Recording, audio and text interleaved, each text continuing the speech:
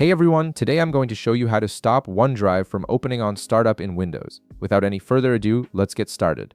Start by navigating to your Windows desktop and opening your Start menu.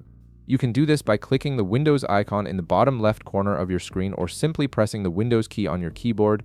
Once your Start menu has opened, type in Task Manager in the search bar and press Enter. This will launch the Task Manager window, which is a powerful tool that lets you control which programs run automatically when your computer boots up.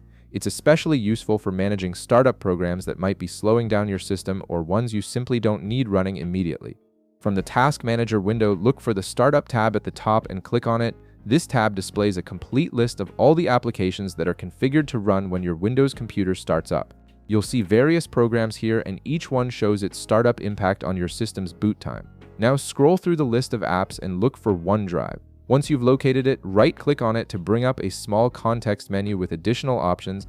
From this context menu, select Disable. This action tells Windows to stop launching OneDrive automatically during startup, which means the application will need to be manually launched moving forward whenever you want to use it. And that's it.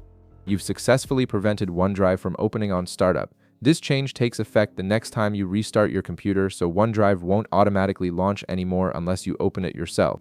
This is particularly helpful if you don't use OneDrive regularly or if you prefer to control when cloud sync services are running. If this video helped you out, be sure to leave a like, subscribe, and I'll see you in the next one.